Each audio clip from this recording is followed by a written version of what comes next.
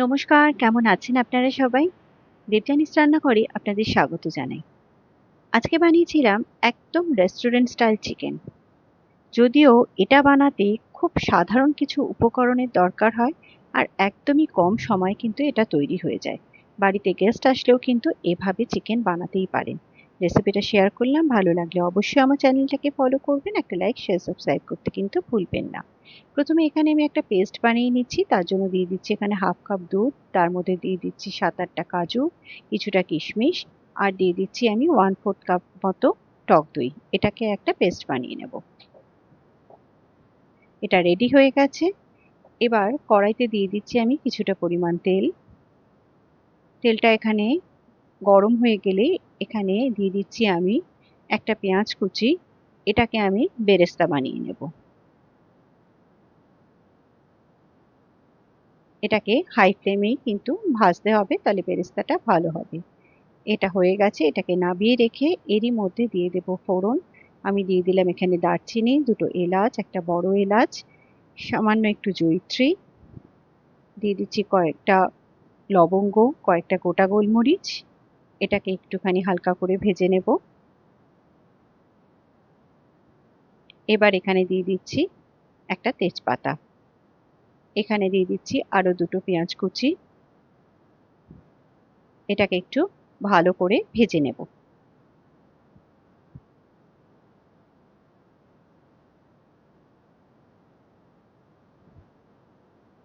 এটা দেখুন ভাজা হয়ে গেছে। এবার এর মধ্যে দিয়ে দিচ্ছি 1 চামচ রসুন বাটা আর দিয়ে দিচ্ছি 1/2 চামচ মতো আদা বাটা। এটাও একটু পেঁয়াজের সাথে ভালো করে ভেজে নেব। এখানে আজকে আমি নিয়েছি বোনলেস চিকেন। আমি এটাকে একটুখানি লেবুর রস দিয়ে ম্যারিনেট করে রেখে দিয়েছিলাম। এবার চিকেনগুলো এখানে দিয়ে দিচ্ছি। এরই মধ্যে দিয়ে দেব সামান্য একটু হলুদ গুঁড়ো, দিয়ে দিচ্ছি 1 চামচ জিরের গুঁড়ো, 1 চামচ ধনের গুঁড়ো আর দিয়ে দিচ্ছি একটু কাশ্মীরি লঙ্কার গুঁড়ো। এখানে দিয়ে দিচ্ছি পরিমাণ মতো নুন। এবার এটাকে মশলার সাথে ভালো করে মিশিয়ে নেব এবং মিনিট 5 লো ফ্লেমে এটাকে এভাবেই একটু কষিয়ে নেব।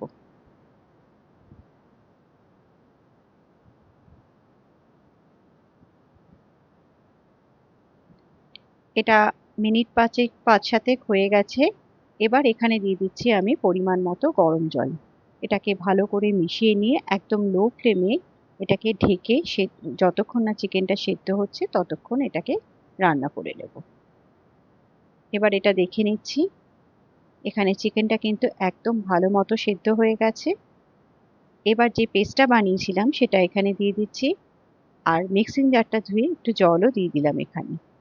এবার দিয়ে দিচ্ছি এখানে সামান্য একটু গরম মশলার গুঁড়ো, দিয়ে দিচ্ছি কয়েকটা চেরা কাঁচা লঙ্কা আর যে বেরেস্তাটা ভেজে রেখেছিলাম সেটাকে এখানে ছড়িয়ে দিলাম।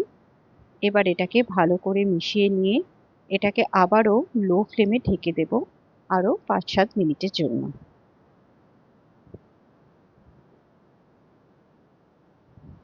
এবার এটাকে দেখে নেব। এটা কিন্তু একদম কষে গেছে। একদম সুন্দর একটা মাখো মাখো টেক্সচার চলে এসছে এটার। এবার এখানে আমি দিয়ে দিচ্ছি কয়েক ড্রপস একটু গোলাপ জল, এতে গন্ধটা খুব ভালো আসবে। আর দিয়ে দিচ্ছি আমি একটু জায়ফলের গুঁড়ো, আমার কাছে গুঁড়ো ছিল, আপনারা এমনি জায়ফলও গুঁড়ো করে দিতে পারেন। আর দিয়ে দিলাম 1 চামচ ঘি। এটাকে ভালো করে মিশিয়ে আরেকবার একটু ফুটিয়ে নিলেই কিন্তু এটা সম্পূর্ণরূপে রেডি হয়ে যাবে। এটা কিন্তু একদম রেডি হয়ে গেছে।